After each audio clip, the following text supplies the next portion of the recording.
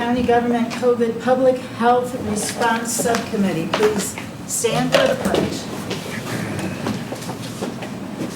Pledge allegiance to the flag of the United States of America and to the republic for which it stands, one nation, under God, indivisible, with liberty and justice for all. Okay, I'm going to begin with a roll call. County Commissioner Laura Blaney. Here. Councilmember Sylvia Graham. Here. Councilmember Mike Jessen. Here. Citizen appointee Patrice Mullen. Here. Citizen appointee Karen Nelson. Here. And non-voting member Connie Rudd. Here. And technical advisor Scott McClure Present. is here. And I'm Vicki Urbanik, also a technical advisor, non-voting member. This is the first meeting of this particular subcommittee, and so the agenda is pretty much exactly the same as the initial meetings of the other subcommittees. This is largely an organizational meeting so that you're going to lay out the framework for how you're going to be proceeding. And accordingly, the first order of business is to select a chair of the subcommittee. And then after the chair is selected, I will fade in the background and the chair will take over. So can I have a nomination from the voting members for a chair of the subcommittee? I'd like to nominate Laura Blaney to be chairman. Second that nomination. Okay. Are there any other nominations? Going once, going twice. Okay, nominations are closed. Can we now take a vote to name Commissioner Laura Blaney chair of this particular subcommittee? All those in favor signify by saying aye. Aye. And all those opposed? Okay, we have a chair. Commissioner Blaney. Thank It's all you. yours. I appreciate your faith in me. I think the next thing we should do is elect a vice chair to this committee, just in case I can't be here for some reason. I'll nominate Mike Jessen. I'll second that nomination. All right, I got to get myself into the role here. I keep waiting for Vicki to take over. All those in favor of Mike Jessen as vice chair, signify by saying aye. Aye. Opposed, same sign. Motion carries. Okay, so the next thing on the agenda is and thank you, Mike, for taking that on, a review of the guidance from the steering committee. I sit on the steering committee, and we spent the majority of our time in our first meeting kind of going over just some basic guidelines that all of the committees can follow to rate the requests that we've got and kind of get a feel for how we want to make these awards. So I'm going to let Vicki, as the chair of that committee, go through this and explain to us in more detail. Okay, so I did print out a handout that's largely taken from the minutes that the steering committee will be approving at next week's meeting. So it's just some highlights of some of these organizational decisions. Timetable, the steering committee has emphasized that they would like to stick to the timetable that was first announced by the county commissioners to the extent possible. And so that basically calls for all of the subcommittees to come up with their recommended proposals by the end of May. And for the steering committee then to get public input, fine-tune the proposals if need be, and then present a plan to the county commissioners and the county council with the expectation that the commissioners will approve the plan and the council will approve the necessary appropriations in August. And there's a few important considerations to this timetable, one of which is that most of this work then will get completed or well underway prior to the county budget hearings. And that's a very important consideration for a variety of reasons. Let's see, there's the other guiding principle is that all of the subcommittees need to allow public comment at each meeting, and the suggestion is to allow the public comment at the end of each meeting. and to limit it if need be. The subcommittees also need to rank each proposal before them, so that when the proposals are presented to the steering committee gets a good idea of what projects rose to the top. And also, the steering committee adopted general priority considerations. And these are, as the name it states, projects will receive priority consideration if they can meet all or most of these considerations. It's not saying that you have to meet every single one in order to get funded, because some of these may not be relevant.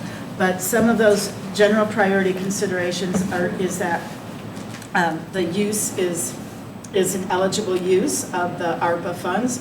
They're one time, that they're, to the extent possible, matching funds have been leveraged, that they're an impactful use of the ARPA monies. And very importantly, that the applicants will be able to obligate the money by the end of 2024, except, well, we can talk about that later. It's very important that all of these funds are obligated by the end of 2024, because if they're not, then the county will have to return the funds to U.S. Treasury. And obligate means that they're contracted, that there's a legal commitment to spend these monies. And all projects must be completed by the end of 2026. So those are some of the highlights of the general priority considerations that each of the subcommittees will be asked to follow, because that's what the steering committee will be voting on. Anything else you want to add, Scott? I don't think so.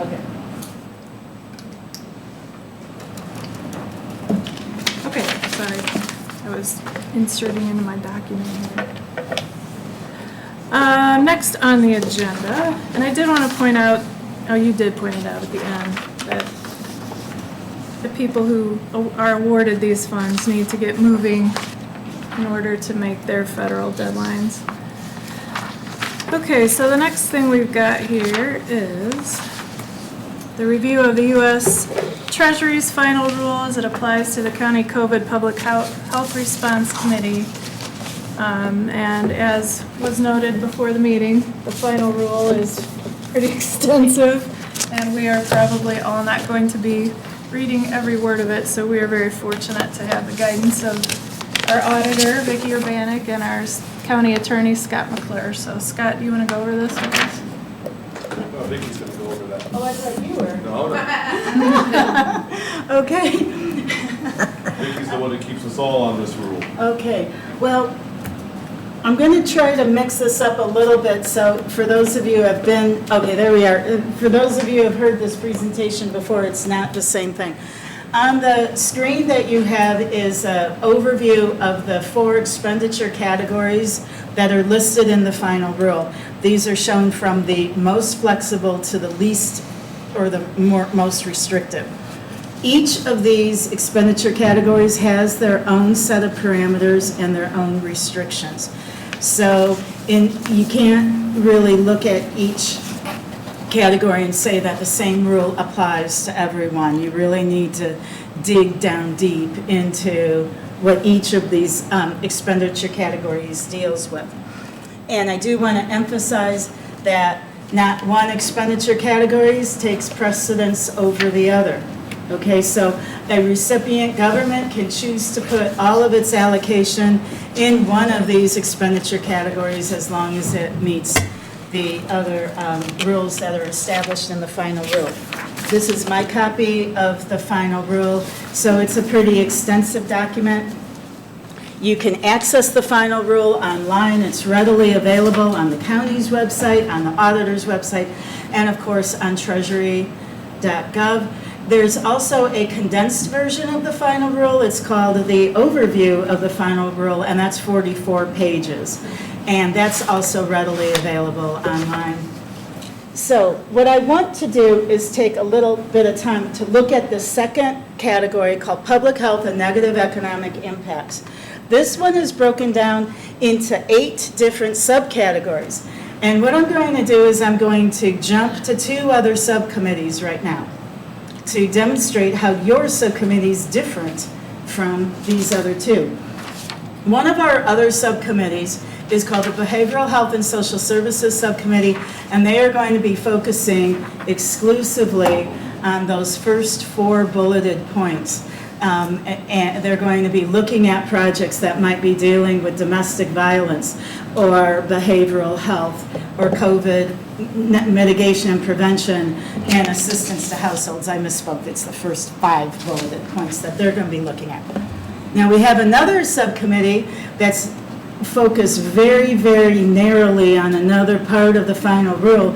That's those last 3 subcategories where they're actually looking at groups that have suffered negative economic harm. So they're focused on just those. So those 2 subcommittees are just camped here. They're not going anyplace else. You, on the other hand, have a variety of different projects. Most of the projects that are going to be assigned to you, that you're going to hear, fall under this category, specifically COVID-19 mitigation and prevention. Now, with each of these categories, there are certain uses that are listed in the final rule, and our office has put together handouts where we try to find every enumerated use that's listed, and I put that one handout in front of you. It's called Public Health at the top of the handout. Yes, it's that one. And so this is just a real basic summary, quick summary of every enumerated use. So a number of the projects that you're going to be looking at will fall under that category.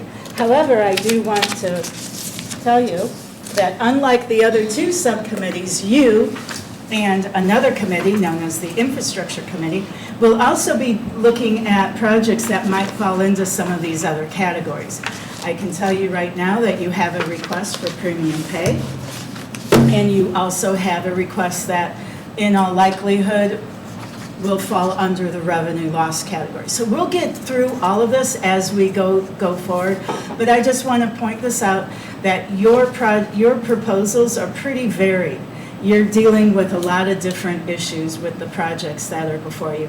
And the last thing that I want to say about the final rule is I have been asked many times, can we use our money for, fill in the blank? And the answer is almost always yes or maybe. And let me address the maybe part because it's going to probably become relevant to your committee. In the final rule, I have to, as auditor, when there's a project that is approved and we start spending the money, I have to tell U.S. Treasury which specific category this expenditure falls under. It goes a lot more detailed than these 4. It goes very, very detailed. So if somebody asks me, can we use our money to buy PPE? Or can we help lower income families with weatherization projects? Or, just go down the list. A lot of times I can say yes because I can pinpoint right in the final rule what expenditure category this is allowed. But there are some proposals that may not be specifically mentioned in the final rule. Does that mean they're prohibited? And the answer is maybe and maybe not. And this is where it gets a little bit into interpretation and subjectivity. Some of the enumerated uses could be viewed pretty broadly. So we might have a project that we could say we think falls into this category, even though it's not word for word the same. But now there might be some other projects that on the surface do not seem to be in compliance whatsoever. Is that prohibited? Well, the answer is not necessarily, because when U.S. Treasury issued its first set of rules back in May, they opened up for public comments, and throughout this country, government units said, hey, U.S. Treasury, you're being too restrictive. We want more flexibility. So when Treasury announced the final rule, they gave us more flexibility, and they specifically say that these enumerated uses that are in the final rule the ones that I list in the handout, they're non-exhaustive. So recipient governments have the ability to identify other uses beyond those that are enumerated. But in order to do so, we have to follow a certain framework. We have to come up with a justification for it. So my advice to you and the other subcommittees, when you're dealing with something that might be in the iffy category, first focus, do you think that this is a good project and an appropriate and proper use of our SLFRF allocation? In other words, do we want to invest in this project? And then, if it's something that you really want to pursue, can we make a well-reasoned justification for this project? As we go forward, I'll share some of my concerns or my questions, because I do have some questions about some of the proposals.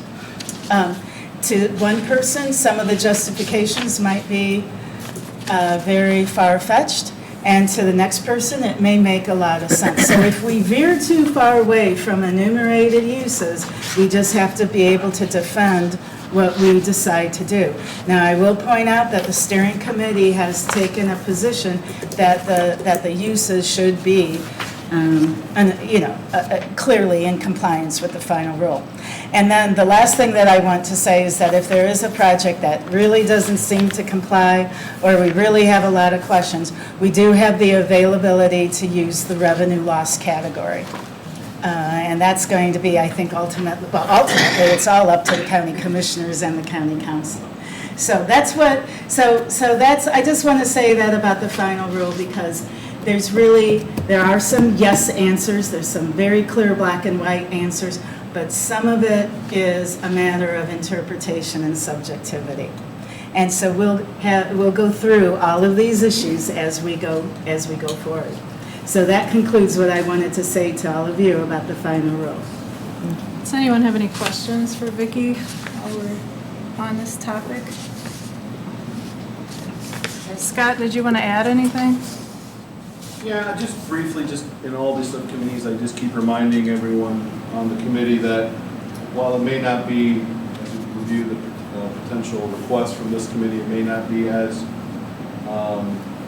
jugular in this committee, there is that hard deadline of December of 2024. What Vicki indicated earlier about maybe talking about later is that December 31st of 2024, proposal was accepted, funded. If they haven't obligated the money by December 31st, 2024, that money is returned to the U.S. Treasury. So the discussion has been whether or not the subcommittee, the steering committee, or the commissioners would want to move that date up, because obviously if we find out December 30th that this isn't going to work, that isn't a lot of time to be able to get a contract under obligation. So how far back that would need to be pushed back is for a later discussion. But it is very important, because if we miss that deadline, the money is returned. So whatever kind of fail-safe the committees want to build in to be able to allow for a redirection of funds if for some reason the awarded project isn't able to get under obligation by that date. But that's all. As I look through these, there's a few that could potentially run into that, but for the most part, these are a little bit different requests, so that's all. I do think this is something the steering committee will address at our next meeting, which is has been moved. It was scheduled for tomorrow, but we had a couple of members who couldn't attend, and it's been moved to the 19th, April 19th at 3:45. And at that point, we will address that and the issue of timing. I'm guessing we'll probably move it up a little and make a county deadline, so that if we do see one of these fall through, we have time to get a committee together and figure out what to do with any funds that make that. Okay, anything else for anyone on that topic? All right. So we need to schedule our subcommittee meetings, presentations, figure out how we want to proceed here. a thought I had, we don't have too terribly many different requesting agencies.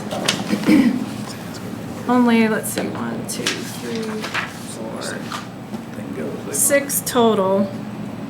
So I didn't know if you all wanted to have one more meeting to have anyone present that we decide we want to present to us, and then take some time to think about it, or get Well- answers to any questions we might have, and then come back for another meeting and vote on it if we're ready, and if not, schedule another meeting. I think we probably can do it in 2 more meetings. There are a few things that I have a little concern for. I know that I've been on the EMA liaison for 14 years, and they kind of work within a 5-county group. And I see we have some requests here, and they utilize their equipment upon, in this county group. Are we going to be approving things that are going to be used specifically for Porter Well, County? before we get to specific proposals, let's figure out a schedule. Oh, okay. I'm open for about anything. Did anyone have any different thoughts besides what I, Monday morning at 10 sounds good to me. do you think we can potentially do this in a couple of meetings? Yes. Okay. How do calendars look? Are Tuesday or Wednesdays generally good or bad, or? Are you talking about evening meetings? Because a lot of it's not going to be based on your calendar, it's going to be based on what openings we have on the county. Well, we need to have at least one evening meeting, probably after the presentations would be a good one. Or weekend, also came from the steering committee. Let's hear what weeknights we have available first. Well, let's see. Next week, yeah, unless you want to do a Friday evening. The following week, we have Tuesday, we're looking at the date here, Tuesday the 28th open that evening. I don't think Tuesday's the 28th. You looking at the same month I am? Because doesn't, 26th would be Tuesday. Oh, I'm sorry. You're right, Okay, please don't tell me we're into May. my The end of May. yeah, the 26th, that evening is open. That sounds good. I just want to say I'm gone that week. I'm at the auditor conference. All right, well, we So would I'm like that to have entire Vicki week. here, I think, right? Well, So I guess we could can we watch work that. it to say, here's the, at the next meeting, we have the presentations? And Yeah, if we it's could just do the that. presentations, I mean, you certainly will be well versed with the proposals, and you can watch it remotely or Yes, I don't whatever. need to be at Yeah. these. Okay. But I only make that comment because I do have a proposal. So if you schedule me, I guess I'm rejected if. No. Oh, no. I would like you to be here when we go over the proposals and Okay. if we have Yeah, questions absolutely. about validity. Okay, does the 26th work? Yes. Can we do 4:30 or is that too early for people, or 5? Otherwise, that night's not gonna work. How about I'm out of town from the 21st through the 28th, so. Okay, there you go. Those, all if right, we won't do that that. matters that I'm here. Yeah, of course it does. If you want to go. How about the first week in May, what does that look like? We're open both Tuesday the 3rd and Wednesday the 4th. I can do either of those, how about everybody Tuesday is else? election day, so just. Okay. Oh, yeah, you'll want to do that. Because it'll be crazy in this building that Tuesday evening. Yeah. Yes, it will. So Wednesday the 4th, would that work? It's good for me. Does that work for everyone else? Great. Yes. Okay, what time sounds good? Probably 5:30 or 6 would be better for the public. The other ones have been doing them at 5. Okay. Any recommendations from anyone? I think May the 4th at 5 o'clock sounds good. Okay. Okay. All right. May the 4th at 5 will be our presentation night. And how will we let our presenters know? I don't know what's been happening with previous committees. Should I do that? Do we have staff to do that? No, I can do that. But the other committees, well, the other two committees are doing it slightly differently. But what I did with one of the committees is just sent out the schedule and allowed the groups to pick their top preferences. And we have a schedule. It worked. So if you're only going to have one night, or one night of presentations, then I'll just tell everyone be here May 4th at that 5 night. o'clock. I mean, most of these people are county employees. Right, So right. actually, they all are. The public library, It's to Tuesday evening meetings. Yeah. There is on your list, there is that one highlighted section. We do have a request from a non-county Oh, government entity. although they are still a government entity. Yes. Would that, just briefly looking at the request, would that make more sense to be in a nonprofit subcommittee? No, because they're not nonprofit. They are governmental. Under the one nonprofit rule, you have to be a 501c3, and they're not a 501c3. So allocating some of these proposals to the various subcommittees did take some evaluation, and so it basically came down to what is the proposal. And so I viewed these non-county entities as if they were a nonprofit or, just another applicant for funding. And so what is their proposal, and that's why they ended up in your committee. Now, we really don't have a committee to address premium pay, but yours came the closest because the commissioner's mission for this committee dealt with support for county government. And so I would think premium pay might be considered support for. Is that consistent, Vicki, and I don't know if this matters, but it talks about focus on planning programs, improvements, and services provided by the Porter County government to prevent and mitigate COVID, as well as support for county government employees. Does that contradict the public library, which is not a part of Porter County government? I would have to answer, strictly speaking, yes. But this was the mission that the commissioners applied to this. Now, under the final rule, though, going to the federal legislation, not the county makeup of these committees, it is allowable for a recipient government to, in a sense, give its allocation to another government unit. They can also give a sub-award to another government unit. That's what we're doing with those township trustees. We're saying that we want the township trustees to come up with assistance to households.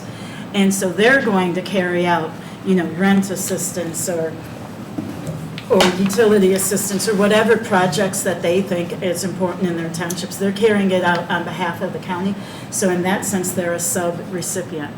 Some of these projects were hard to fit in Yes. any committee. This one, I think, when we looked at it, made the most sense to go here. Even though it's not perfect, it wasn't perfect anywhere. Right. Are there other governmental entities outside of Porter County government that are on any of the lists? Yes. Yes. The library, Pardon me? the library, Such as? and The library. Liberty Township, right? Yes, there is a proposal by 2 or more township trustees beyond the allocation that's already been given. This is a housing and social service program. So again, we looked at what is the nature of the project, and so that was assigned to the behavioral health and social services. And there is another one, yes, Pleasant Township trustee. And this is beyond the township assistance. Again, this is a different proposal, and that is a building capital asset type of a project, so that was referred to infrastructure. Okay, with tourism and recycling, we're viewing those as quasi-county. That was another consideration, is Which one? tourism and recycling, non-county. They're, This has already been built. I can tell you from a budgetary standpoint, they are definitely county, because the county council has to approve their budgets. From a financial reporting standard, they're definitely county, because we have to do their financial. And we also have to do the library statements too, so it's not perfect. Mike, the only other committee that I could potentially see hearing the library.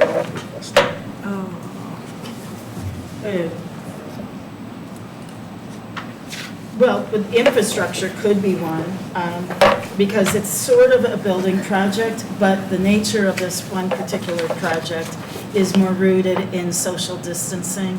It's more of a service than a bricks and mortar. That was a debate, where to really put this library project. Is it a social service program?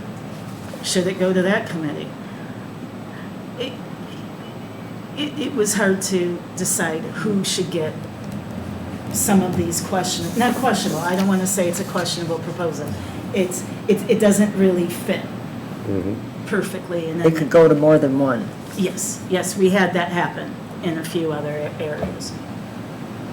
I think from the, and that would be just, if that's how it settles, that'll be something that the subcommittee has to wrestle with in terms of, what it is they're asking for and how that might or might not apply to the ARPA money. As I look at this list, everything else is truly Porter County government related, which we're intimately familiar with and know the financial picture and what their resources are and what their needs are more intimately, whereas the library is a little bit more of a unknown because we're just not as familiar with it. And so I know as we go forward, I'd be very curious in knowing, the financial capabilities of these other organizations and what their balance sheet looks like and all that sort of thing to make a fair determination on whether or not that's the most appropriate use for this particular money. Well, hopefully we can get those questions answered when Question. they have a presentation. I just have a quick question. The library system, I'm not familiar with. Is Porter County government, do they pay their employees like they pay the rest of it? No. So my question was on the premium pay. They were not eligible for that, say the stipend that the rest of us got early in the year? No. They did not get that? Right. Because they're not considered county employees. Okay, all right, thank you. And not all county employees got premium pay. That's Oh, right. I know that, yeah, but, Everyone got a stipend. Right. I'm just using those key words Yes. as a, thank you, Scott, some yes. people, Yes, the vast majority of employees got a stipend right, in lieu of a raise. right, A right, handful of employees got premium pay that was in addition to or in more than the stipend the rest of the employees got, right, thank just you. for clarification. And it came out of the ARPA pot, And where the rest did not. The premium pay came from the ARPA available funds, the stipend did not. Right, That came Thank from you. normal government funding. The other thing about this is when all of this stuff goes up to the steering committee, we will be dealing with apples and oranges to a large degree, no matter how you slice it, so. Well, and this, I've said it in the other committee meetings, it's this, one committee has $26 million of requests. Obviously, there's going to be difficulty in sorting through those, but this committee obviously has, 5.5, almost 5.6 in requests.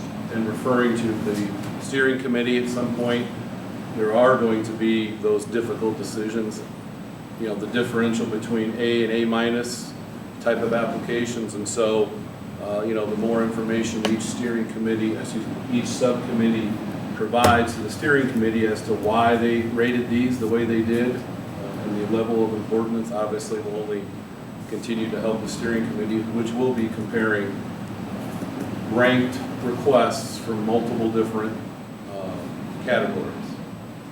And I think on the surface, while this seems like a not-for-profit request, they have an additional hurdle to get over, right? That people in our committee do not. They have to prove that they lost money due to COVID, and none of ours do, including the library, right? Correct, correct. The economic impact is a pretty narrow part of the final rule. And I think the library initially applied to that committee, but they're not a 501c3, and so we had to find a different home for them. And I'm fine if, I'm not sure what the process should be, if the steering committee decides to change up some of these allocations, or if you want to ask a different committee to take it on, or. I'm just trying to think of where else it would go. Right. Well, the premium pay, I'm just talking right now about the library gardens. The only other Right. option is infrastructure. unless you want to make an argument Right. that it's a social service type, it's an assistance to households, there's educational components there, I would have to take a closer look. I viewed this more as a COVID-19 mitigation and prevention because there is a discussion about outdoor meeting spaces under that provision of the final rule. And so I thought about, well, is this a building project? But the infrastructure building projects are more like bricks and mortar projects that they're actually looking at. This is, Stormwater, right? yeah, this is more of a, if I'm understanding it Gardens correctly. and plants? Yes, it's like what they built over here at the Valparaiso branch. It's more of a beautification. I really don't want to. I haven't read the Express proposal yet, any- so I'm not sure. It is, it's gardens and plants and benches and, Okay. So is that, is that a building project? Is that a social distancing COVID-19? Does it belong here? Does it belong in another committee? That was a tough one to know where to put. I can see it here because the libraries did hotspots, and when kids couldn't access online resources for their school stuff when we were quarantined, a lot of them parked right outside the library. It'd be nice if they had somewhere to sit. But I'm open to the board's idea of whether or not we should be the ones to hear this. My son had to do that because we couldn't get internet down in South County. And he had a project due, he went to the library. So under the nonprofit, the fire request is under the nonprofit. Yes. It is not a 501c3, or is it? I looked them up, they are a Volunteer fire 501c3. There, okay. It's the volunteer fire department, it's not the township. Gotcha. So they'll have to show a loss, an economic impact, anyway. Anything further on this Well- topic? I am kind of, we can discuss this later, we're just setting out a format, but premium pay, as you know, county government, I feel like we've already addressed that. And that's why I'm having some difficulty looking at it here. Well, let's hear the proposals, and all of us can take the time to read through all of these. I know I haven't read every single one yet, and then we can get into our discussions Okay, about the individual requests. Should we set up one additional meeting after the 4th Yes. for our decision-making day? Sounds great. let's go. What's available, Kurt? If- The 10th and 11th in the evening are both open. How about the 11th? We'd have a week then. Does the 11th work for everyone? 5 PM again? Which one? Wait, what? I think I'm gone. Okay, Karen's gone on the 11th. What time frame are you gone? That whole week. Okay. How about the 18th? Everybody open on the 18th? Yes. Is that open?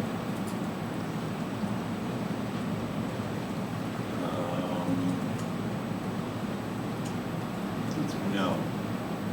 Of course it's not. Not any time on the 18th? Well, they are during the day. During the day, we have the 5 o'clock. It is, we are open. We actually have more members of the public here right now than the evening meetings did, so We have, the May 17th is open. I can't do the 17th in the evening. I mean, if you want to go daytime,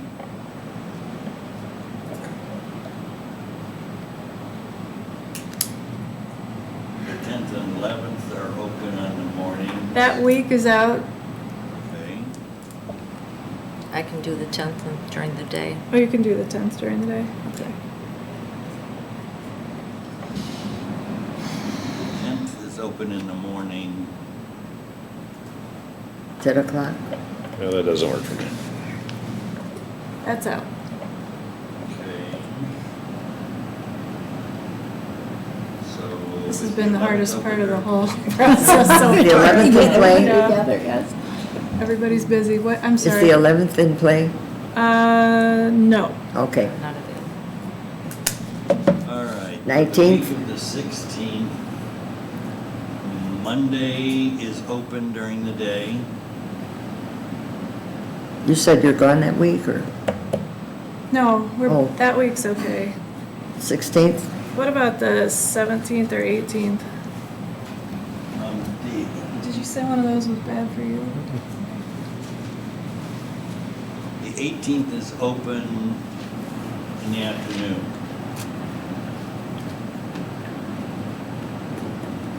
That's a Wednesday. Correct. Like 1 o'clock? Sounds good. Sounds Can good. anyone Me too. do, Me too. everyone do 1 o'clock? So Wednesday, the 18th at 1 p.m. Yes. And this would be the voting day. Hopefully, that's our goal. Oh. That's the goal. Let's see. They might still have a lot of equipment in this room, wouldn't it? No, our voting day, like. Oh, okay. Okay, gotcha.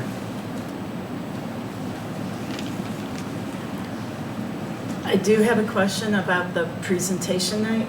Mhm. Do you have a preference in terms of who goes first? Do we go from the biggest request down to the smallest, which really doesn't work because there Just are go down the multiple list. requests? Yeah, let's just go down the list. We, Okay, no particular order. Just make sure everybody does everything they have when they come up. Right, okay. The IT related stuff, we could probably clip through very quickly. And what about, do we need to have any time limits? None of these, to me, look like anyone that's gonna take 3 hours for their presentation, but. No, you're right. It either is or it isn't. It seems as simple as 20 minutes and 10 minutes for questions and answers, or? I think that sounds good. I think that sounds good. But it doesn't have to be a hard and fast, does it? I mean, if somebody goes over their 20 minutes a little bit. And they can go under 2. Yeah, right. So, I will say one other committee is setting 15 minutes for a presentation and 15 minutes Q&A. I think we're fine. I mean, we can, Flexible. yeah, we'll be flexible. I just don't want to end up being here until midnight and Exactly. the people at the end of the No, night and aren't we have being one of the listened to. smallest. Yeah.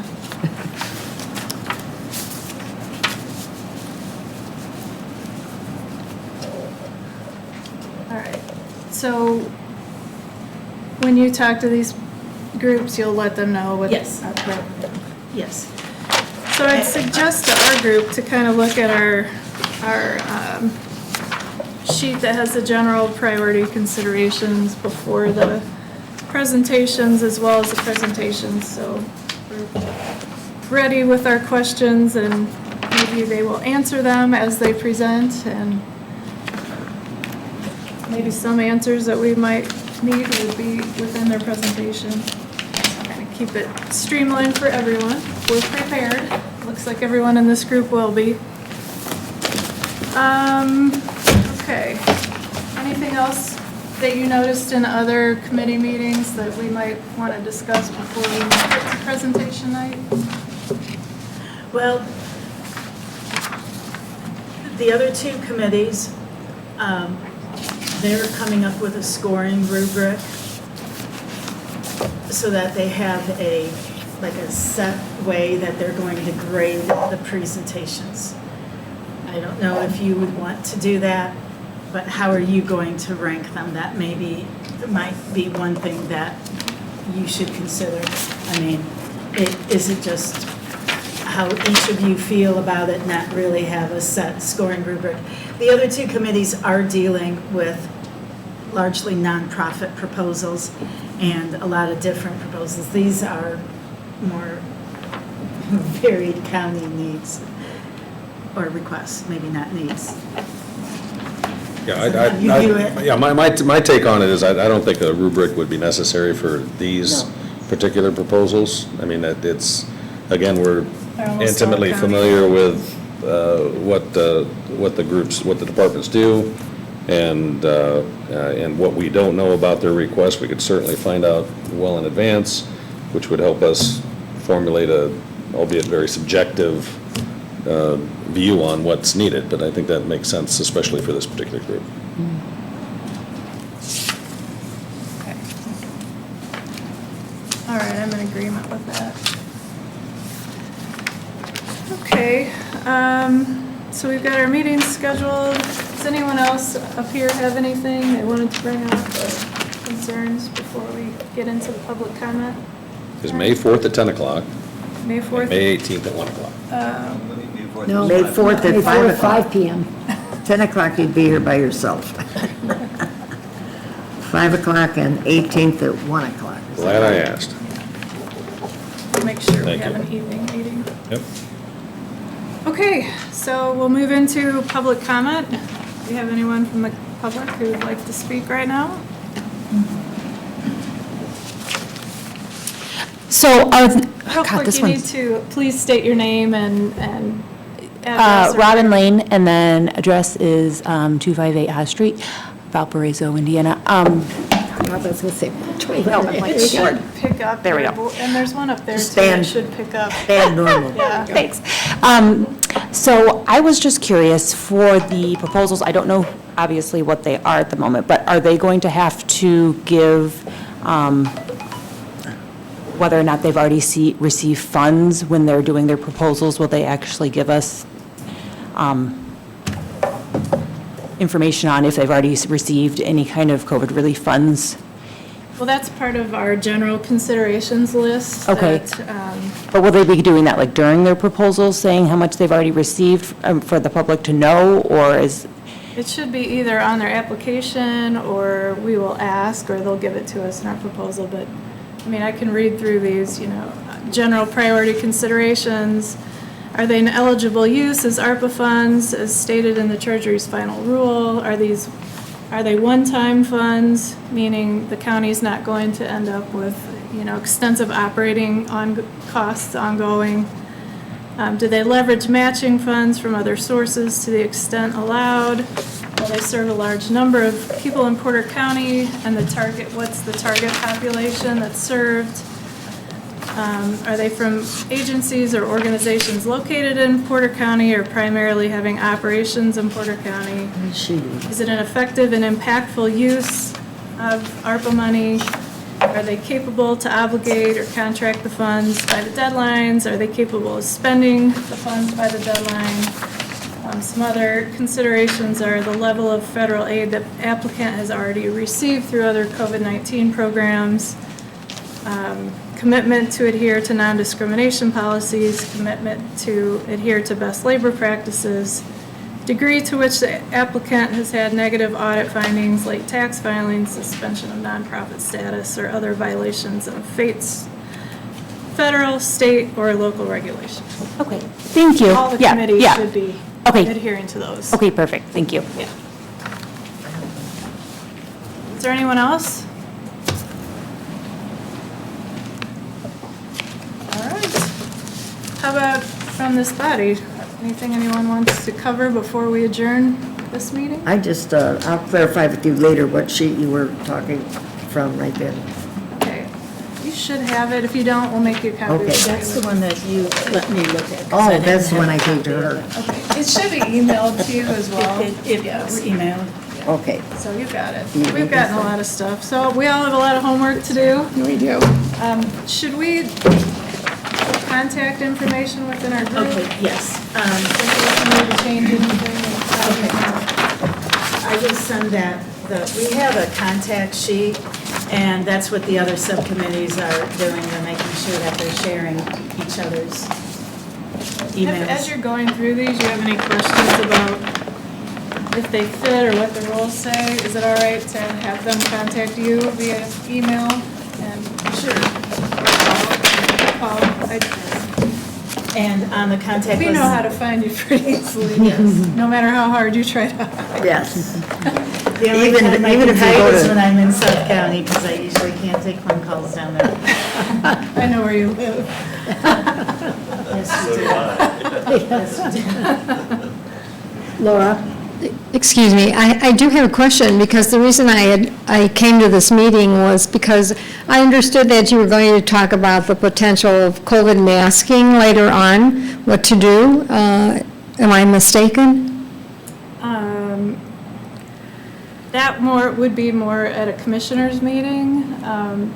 If one of the proposals dealt with paying for that later on, we're trying to figure out how to prioritize the requests that came in and distribute these funds. So I'm sure the health department will end up talking, Connie Rudd is from our health department. Hi. Hi. About our PPE needs, but Right. this committee won't decide whether or not there should be future masking. Oh, all right, thank you. Incidentally, my name is Angela McManigal, and I live at 1835 Graham Drive in Chesterton. Thank you. Thank you. Okay, well, we will adjourn until May 4th at 5 o'clock. Thank you.